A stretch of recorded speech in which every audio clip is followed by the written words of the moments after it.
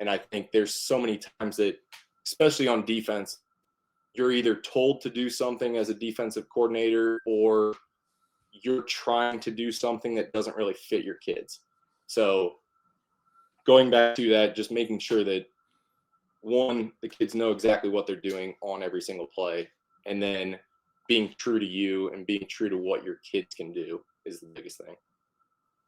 614 Headsets is proud to be powered by Fundraising University of Ohio. Coaches, are you tired of slow, complicated, and outdated fundraising? Then it's time to level up with Fundraising University, the fastest, easiest, and most effective way to raise money for your high school football program. With Fundraising University, you'll run technology-driven fundraisers that are safe for your athletes and simple for your supporters. No hidden fees, no tipping models, just clean, honest fundraising that delivers results. Using our signature Blitz process, your team can launch a successful fundraiser in just 60 minutes. And get this, you'll receive your profit check within 1 to 2 days. No more waiting weeks or months. We offer it all: digital and hard copy discount cards and tickets, plus fan favorites like popcorn, coffee, beef sticks, and cookie dough. Every product ships straight to supporters' homes, no handling or deliveries for your athletes. And with our Text to Donate platform, your reach goes nationwide. And above all, safety. Every fundraiser is built to be safe and secure for your athletes and supporters, because that's something you as a coach can't afford to overlook. Coaches, if you're ready to dream big and raise more and want a professional fundraising coach who brings energy, connection, and results, then contact Fundraising University and Brent Maxwell today. Let us take fundraising off your plate and put money back in your program. Visit fundraisingletteru.net or call Brent at 740-501-8946. Fundraising University. Dream big, raise more. It's a good win. There's a lot of people. It's like Woodstock, except everybody's got their clothes on. Don't eat a damn snack. You're like my wife when you get in space. You just get lost. It's ahead! Short steps are better than long steps. That's the only time in your life you're going to hear short is better than long.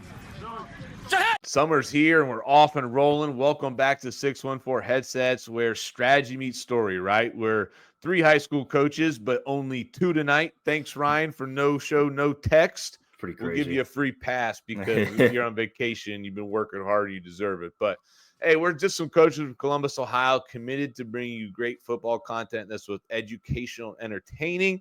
Man, we love it, man. We got 3 practices coming at us here the next couple of days. We're excited to get rolling and get this thing going. How's it going, man? How are you, Donovan? What's up, man? I'm doing great. It's Tuesday now. I know this comes out Thursday, but I'm fired up for our first practice tomorrow on Wednesday. It was texting the kids today in our little Sports U group chat. It was pretty cool. It just reminded me of beginning of August, sending those same kind of texts. Like, all right, like this is the show for tomorrow. Let's get ready to roll. And it put it in perspective. I think you guys said it like in 22 when we first started doing this. Yeah, every year goes faster. I'm like, last year I said that was the fastest offseason ever. And then I'm typing up this message. I'm like, oh my God, it feels like we were at week 2 of the playoffs a month. If you would have told me it was a month ago, I would have believed you. Like Yeah. It's crazy. It's going to be fun, and we got great weather, and hopefully it stays like that. So if you haven't yet, make sure you subscribe, make sure you like, leave us a comment, leave us a review. All those things help us grow. And really, we're talking about growing because we just want to reach more people, right? We're about celebrating great football, great programs, great coaches, helping everybody else learn along the way, and just kicking this movement off that we're doing, man. It's a lifestyle. We love it. But Donovan, what do we got here on episode 83 tonight? We got a great episode with Coach Alex Place, the head football coach at Dublin Scioto, longtime Dublin coach and resident in general, going over all things is 2 high safety defense. And you alluded to it. We've talked about 3 high safety defense. We've talked about different styles. We talked about the odd stack on the show, I think, a little bit, but not a whole lot about that classic 2 high safety defense that you see a lot of times from some of the upper echelon programs of college football. And Coach Place gets into that a little bit, but goes to the ins and outs, what kind of personnel you need, and why he's settling on that defense. He's got a great story behind it. In for a great episode, whether you're watching or listening. It's a good one today for episode 83. Yeah, he brought me back, man. Talking about that 2 high, Narduzzi, the Antonio buzzing down 10 yards, man. It brought me back to right when I first started coaching. And obviously those are great defensive minds, and they're still talked about and around today. And I'm with you, man. It's been a lot of 3 high safety. It's been a lot of just talking about the 1 high. We see that a lot, right? And so it dawned on me this week leading up to this. It's a cool episode. Something we haven't spent a ton of time devoting time to talking about. So I think it fits really great with this summer lineup. But as we get going, man, it is max effort locker rocker time. Football coaches, listen up. You spend hours in the weight room and on the field pushing your athletes to be their absolute best. But are they fueling their bodies with the right supplements to maximize performance and recovery? Max Effort Muscle provides safe, trusted, and effective supplements designed specifically for athletes, trusted by Division I strength coaches and top college programs across the country. Their lineup includes everything your team needs to train harder, recover faster, and perform at their peak, from whey protein, amino recovery, creatine monohydrate, and NDR hydrate. Listen, everybody knows football is won in the trenches. Don't let poor nutrition be the weak link in your program. Reach out to them today and get your team on Max Effort Muscle. They work with any team, any size, any budget. Visit maxeffortmuscle.com and email Tyler Treadway. His email is treadway@maxeffortmuscle.com to learn more about team pricing, partnerships, and get a custom package made for your team for as low as $250. And I don't know whose turn it is. I know you just did one. Should have been Ryan's Sayers, I on think. vacation. Ryan might have to do 2 in a row, Yep. but I'm going to take this one, man. This one came to me this week with just different things going on. And you and I were talking about this a little bit off camera a little bit. I thought about, don't run from competition, run to it. And I really thought that more as players. Obviously, with high school and things going on, and even at the college level, how easy it is that the moment things get tough or you don't like your situation, you don't develop that having to push through difficult situations. You just leave for maybe what's the easiest. And there's a lot of kids trapped in portals and things where it didn't work out for them. And I just thought about, how do I think about that as an adult, right? And as an adult, I just thought about, I think we're programmed to avoid discomfort, right? Like the human body, if you've ever read a lot of that, above the line, different things. We hate discomfort, right? We hate hard. And so I think that's kind of what I thought about. You might not be seeing a lot of competition in your life, but you might be trying to avoid things, avoid the hard, avoid the difficult. But oftentimes I think sometimes like those going through those situations lead to a lot of growth, or your best moments, right? Like what's behind that door? Like I talked before, I wasn't sure if I was going to come back to Gahanna and be the offensive coordinator. Hey, I got kids. This is going on. I don't know. Shadows of doubt from things in the past. And I'm glad I did. What if I did it? I'm glad I went around everything to go to what I knew in my heart was best, to challenge yourself, to not avoid discomfort, not run from competition, just go after something. Keep swinging your sword, as Mike Leach here in the back would say. There he is. Mike Leach, swing your sword. I love it. It takes me back. This is like 2018, I think. So like my third year at Miami. I was never a full-time starter like at Miami. I cracked it too deep like my last few years there, but I was never a full-time starter there. And after spring for exit interviews, my offensive line coach brought me in and he essentially told me, listen, these are the hurdles in front of you. And I love you as a kid and as a player. If you want to transfer, like I will help you do that, because he was essentially saying, hey, this road's going to be really hard for you to get to those goals that you've been talking about. If you want to leave, I understand, but it's going to be hard if you stay. And I shifted. I think a lot of players will get it sometimes. You kind of shift away from like, all right, come as a freshman, like, I'm going to start, I'm going to go to the NFL, I'm going to do all this. And I think back, if I would have done that and been so centered on what I wanted as a freshman or like a senior graduating high school, I just want to play, I want to play. I would have missed out on the life lessons to just push through to just the plate of garbage you got to eat sometimes, which helps in life. But I would have missed out on garbage. Yeah. Like I would have missed out on having some of my best friends on the planet, guys that were at my wedding, guys that were in my standing next to me at the altar, meeting my wife. If I would have taken that and taken the possible easier road, staring away from that plate of garbage, then there's a lot of things in life, lessons and people and experiences that I would have missed out on. And I think we just had the draft, and I thought it was crazy. Like, they did a lot of behind the scenes stuff. And I think, I know the Redskins said it, and I think I saw the Panthers talking about it too. Like, the GM was calling the player and it was like, you did it the hard way. Like, you went to 3 or 4 different schools. It's like, you see that in the spotlight. And so I think from the athletics standpoint, like, kids are seeing it like, oh, that dude went from D1 to FCS and then lower D1, and now he's in the NFL. Dude, that's like the 1/10 of 1% not a common path that really works out a lot. No, it doesn't work out. And you see that. Was it you who said it, or who were we talking with? Where it might have been you, where it was like no transfer players have been picked in the first round yet, or somebody said that. Was it you? It might have it might have been. I remember what you guessed. It might have been like Adam Rittenberg.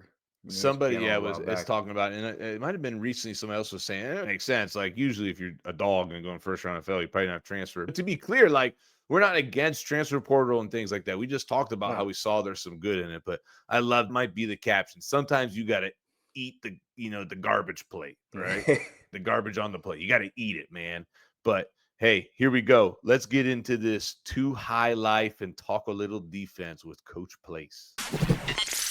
What's going on? We're here for episode 83. We're getting close to episode 100. Can't wait. It's wild. I'm starting to feel a little old, so I get how Stout's feeling just with the timeline of this show. But episode 83, we got a great one with Coach Alex Place, head coach Dublin Scioto. Coach, we appreciate you coming on, taking time out of your valuable schedule. I know summer's hitting hard, starting to for everybody here in June. Do us a favor. Tell us about your football journey, let the viewers and listeners know like how you got to where you're at now and what your journey's looked like. Yeah, absolutely. So I graduated high school from Archbishop Alter in the Dayton area. Played there, graduated in 2007, and then went to Ohio State, played club baseball at Ohio State, and then started coaching at Dublin Scioto in 2011. Been at Scioto since then, and then took over as defense coordinator in 2015, and then did that until taking over as head coach. Is heading into year 3 now, so that's the journey to get to where we are at the current moment. That's crazy. At time 2011, that's a long time to be at one school in today's climate. I remember you coached there for a while before you got on here. So let's get to know Coach a little bit more in this Pick 6 segment. Coach doesn't know he's coming. He's going to get 6 random questions from us, get to know you about football, whatever. But the Pick 6 segment is powered by Storied Rival Sports Media. Championships, friendships, and life lessons are among the most meaningful parts of athletic competition. We are passionate about preserving them by offering the most unique highlight experience available. Storied Rivals delivers your team's content with services designed to change the way you experience these unforgettable moments now and for a lifetime. Storied Rivals now offers a complete team apparel and player shop customizable to your program. Contact them by email info@storyrivals.com, where you can send them a DM or a message. Get with one of their teams, set yourself up for your player shops, team shops, all those things. They do a great job. So, Coach, I got the first question, and I thought about this. I teach also in a 3 high school town, and I know there's people listening from other places. Somebody just from Michigan just the other day emailed me, and I got to hit him back up. I'm going to get you if you're listening, man. But shed some light to people listening on what's the uniqueness or the challenges that come with being a coach that has 3 high schools and 3 varsity programs. And I experience it. We know about it around here, but there's a lot of people who don't know about that. Yeah, for sure. And really, you think about from the outsider perspective of Dublin, you think of Dublin, however, off town, and you have a lot going on here. But really, we're very different at every school. So especially at Scioto, we have, I believe we're at like 35% free and reduced lunch at Scioto. So like we have a lot of things going on at Scioto that necessarily aren't at the other 2 schools. But really, it's definitely interesting. We had youth camp this week, and it's really fun though to get all of the kids from everywhere in Dublin. So like we have kids that go to Ebersol and go to some of the other schools that feed into Jerome, feed into Kaufman, coming to the youth camp. And it's fun to just teach all of the kids about football though. And we get kids coming in from Liberty and all the different things. They just want to learn football and have some fun at camp. But really, the Central Ohio area, we have so many different districts that have multiple schools. It's crazy to deal with. Yeah, I think it's interesting. When I used to coach at the 2nd 7 camp, it'd get a lot of kids from Hilliard and Dublin and elsewhere. And it's funny how already the kids already have a little bit of rivalry. And they're always asking each other, like, where are you going? What school are you going to go to? And it's just funny to like hear like young kids all the way down to that level already start having these allegiances and ideas about rivalries against each other. Yeah, for sure. And it's really cool though too, because even for us from Scioto to Gahanna, it's not that really that far to get to either of our schools. So you really it's pretty tight knit all around. So you can build those rivalries everywhere in Central Ohio. But then, like for us, we got Kilbourne 2 miles down the road, and then you get Kaufman that's another 3 miles down the road. So we have all these schools that are really close. So yeah, you definitely get those rivalries. Yeah. I love it. Coach, my first question for you, not football related. If you could have a fully funded 1 week vacation, unlimited budget, where would you pick and why? Oh man. And if you need to bump it, because I think some people would pick like some more extravagant ones. If you need to do 2 weeks, I can understand like maybe like an international trip. I'll give you that. Yeah, I'm definitely not the international traveler, but it'd all be dependent on whether the family's coming with me or not, because that is true. We're going and doing that. But I'm a big golfer, so mine would be some golf trip that I can go on with some buddies, and probably I'd go down to the Myrtle area, go down to Hilton, any of those areas, and you just get a couple days that all expenses paid for trip would be pretty fun to go do and have some time with the boys. But a couple days with the boys, you'll survive. A week, all expenses are paid away. Exactly. Golf trip with the boys, you might not make it back. Exactly. Yeah. But yeah, I got my 2 boys are going to be 7 and 4 this year. So I think we're probably in that Disney World time and all those kind of things, but we haven't met yet. Maybe that's coming up around the corner. So I want no part of Disney after things I don't really. I get it. I get why people do it, but every dad I talk to, man. But Coach said I'm in this dad summer mode too, and I think my kids are eating about 4 popsicles a day, and so this question is inspired by that. What's the best popsicle? Right? You get a popsicle, or you got popsicles in your house, or you get to pick what's the best. Yeah, I got to go with just the old school bomb pop. Yeah, the rocket pop bomb pop. Okay. You can rock that bomb pop. Go do that. That's something that I do for our youth camp. We give out popsicles every day. So that's something every youth camper this whole week has been get in line, get their popsicle before they head out. Nice hot day. So yeah. Good.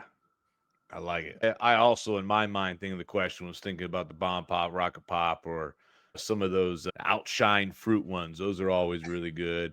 How about you, Donovan, in that country club lifestyle of you? What type of popsicles were in your house? They were probably flown in from France or something. No, the ones Italian shaved ice straight from Italy. No, the one that came to mind first was, I don't know if they still make them, was those Minute Maid, like frozen lemonade popsicles. I don't know if you remember those from a while back. Those are my favorite. The tube ones. They were really good. Yes, they were really good. Those Flintstone push-up ones, those were pretty good too back in the day, like the sherbet style. Look at us, man. Donovan, just so you know, Coach, Donovan's going to be a father here soon. He just found out. But that's a cool part about a dad life, man. You get to circle back. You get to watch all the cool cartoons again, eat mac and cheese, popsicles. Like, it is a revival to your spirit. It's a challenging job, but you get some added bonuses like that. I'm looking forward to it. Get your Disney Plus subscription ready and go watch some of your 90s, 2000s shows. Get Toy Story revved up. We'll be good to go. Coach, my second question for you. So I had a roommate, or one of my best friends from college.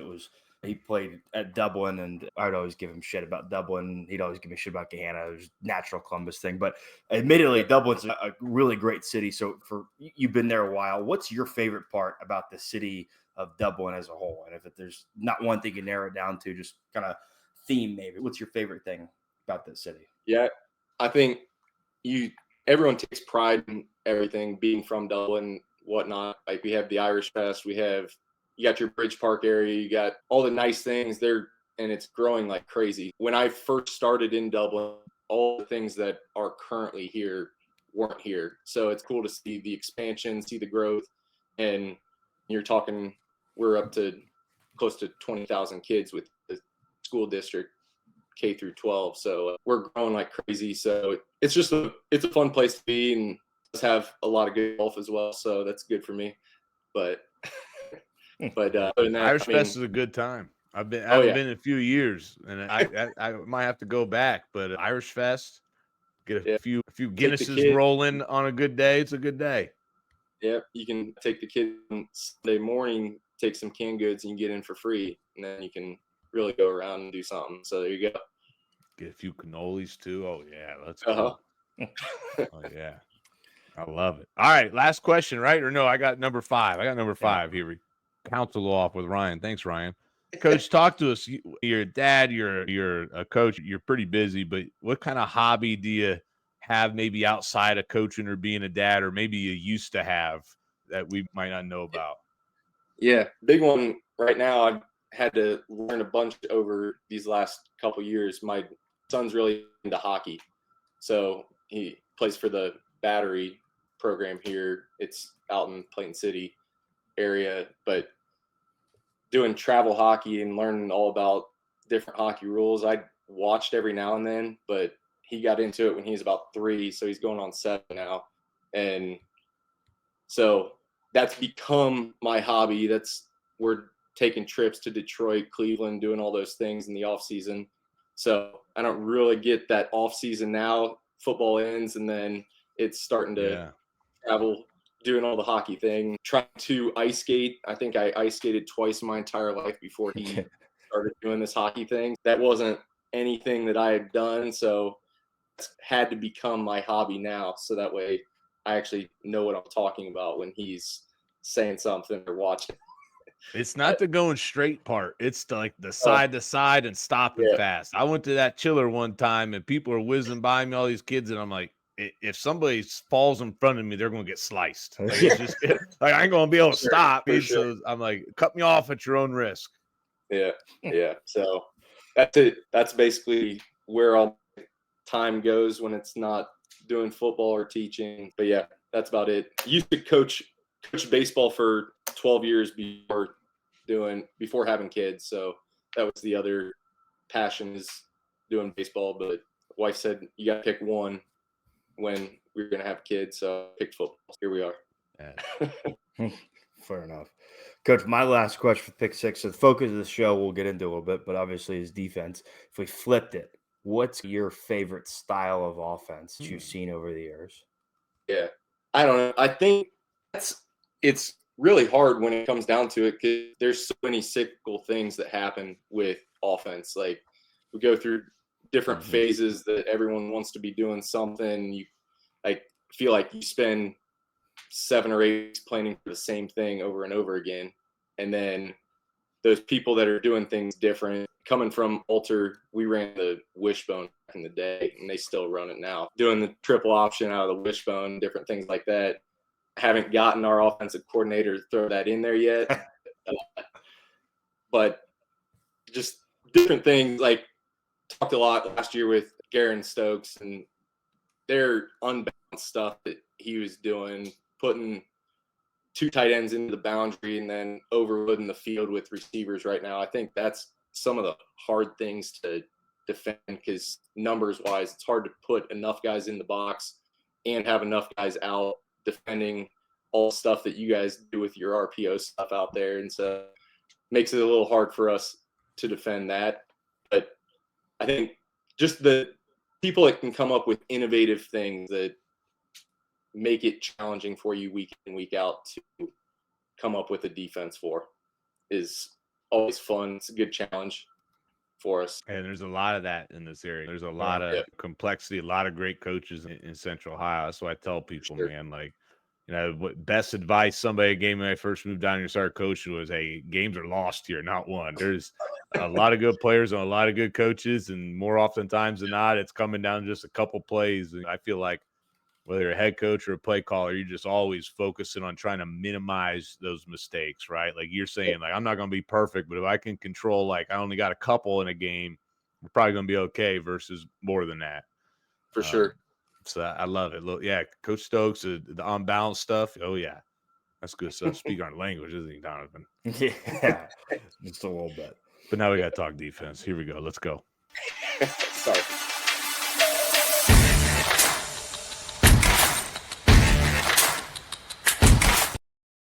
The topic and main idea of tonight's show is the too high life, all about the too high defense. Of course, the main topic tonight is presented by First Down Playbook. First Down Playbook is the nation's leading playbook and play design software with over 35,000 professionally drawn, editable team plays with notes and full playbooks start from. You'll be on your way to getting an edge over the competition. First Down Playbook could be your entire team manager system with practice schedules, scripts, custom quarterback wristbands, and more. If you use the code HEADSETS25 or mention our show, you'll receive 15% off the already most affordable option in today's game. It's in the comments. I'd say it's on Twitter, but Twitter hates us right now, and they won't give us our account back for whatever reason. So I can't say it's on Twitter. You can go find it on Instagram somewhere. But you can find it wherever you need. It's not too late. Just because it's June doesn't mean it's too late. It's an efficient and affordable option for today's game. I don't know what Coach Stout did to piss off the Twitter or X gods, but something's happening. I don't know. I don't know, man. We might have to start over. Yeah. I can't say anything else. I don't know. There's a lot of weird stuff on there, and somehow we got suspended. I don't know. Listen, it might not be a coincidence that since we've got suspended, Sayers is not on the show. I don't know if he's sabotaged. That could be what it is. We'll blame Ryan for not. It's got to be him. That's probably what it is. But, Coach, we kind of alluded to it. The main topic for tonight is really the ins and outs of this too high safety defense, of split coverage, and just any other questions that arise from it. But I guess the first question, just for those that maybe aren't as familiar with this system, what is the identity or just philosophy of your defense as a whole? Like, how did you arrive at that, and give people a little bit of a cue in of what it looks like? So just going back to the beginning, going back to 2015 when I first started doing things, a lot of the inspiration stuff that I had for this was from our previous defense coordinator, Jim Schaefer. And Jim was high school teammates with Scott Schaefer, so former Syracuse head coach and longtime defense coordinator in college football. So a lot of the things that we do, the things that we say, are a lot of things that came from Scott Schaefer. And so just between him and between studying, Pat Narduzzi was like the big guy that I studied a bunch when we first started. I think my big thing with it is we're trying to make sure that we have enough numbers everywhere so that you on offense can't outnumber us. So with that, we can shift our coverages. We can do things while keeping everything looking the same. We can be in a 2, we can be in a 4, we can be in 6, 8, however we want to do it.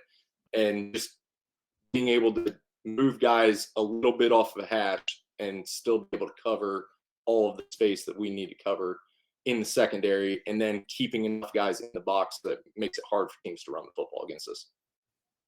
Yeah, I was actually super interested the closer we got to talking about this, because for at least you talked about things being cyclical, like that D'Antonio Narduzzi too high safety quarters buzzing down was like huge for a very long time. And when I hear too high safety, I think of those names too already, because that's kind of like when I started getting coaching too, was right about when all that was hot, and that was what was the study.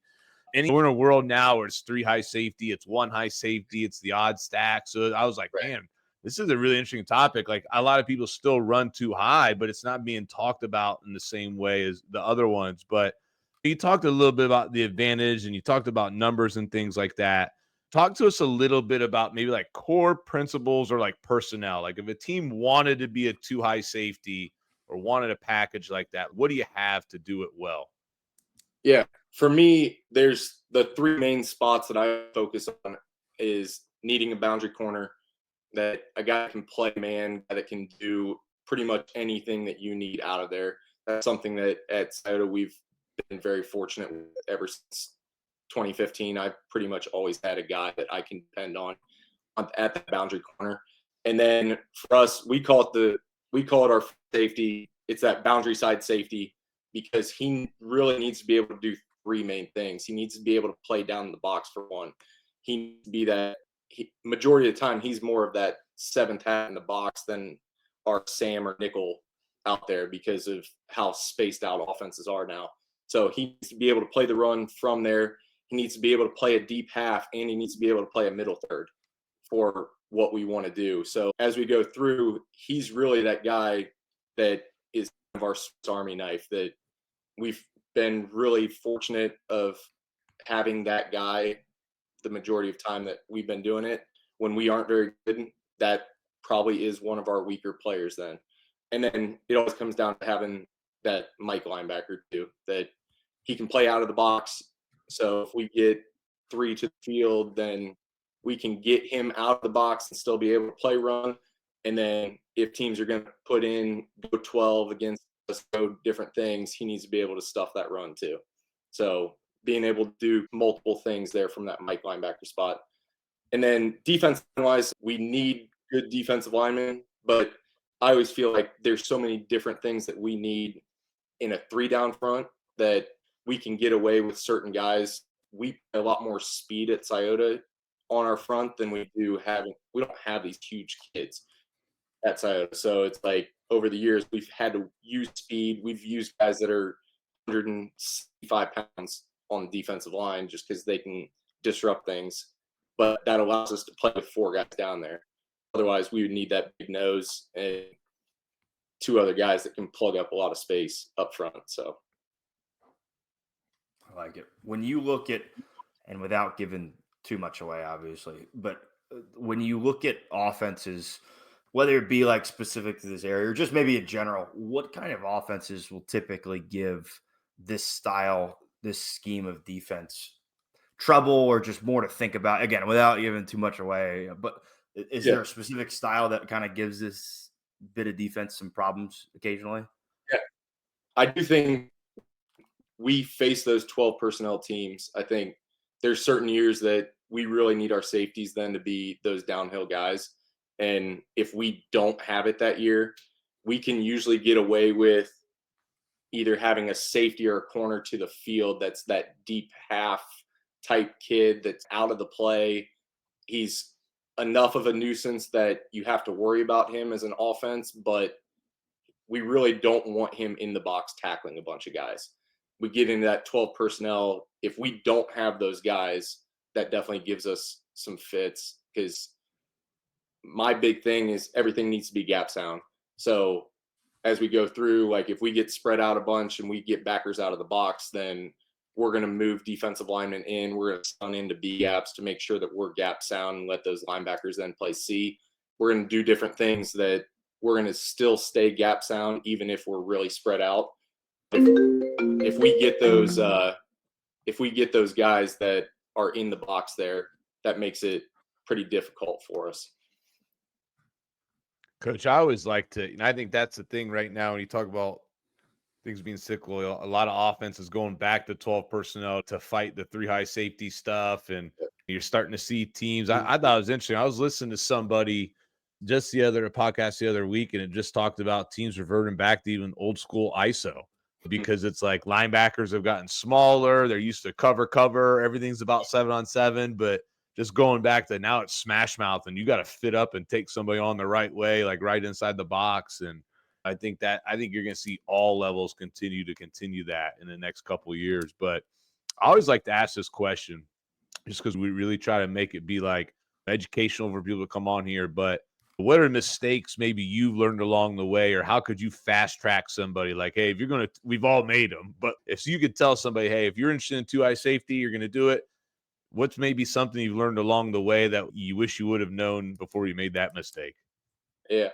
Back to thinking a lot of things within games. I think, like you talked about it earlier, like you trying to make a play as a play caller instead of the kids making the play and you setting them up in the right position to do.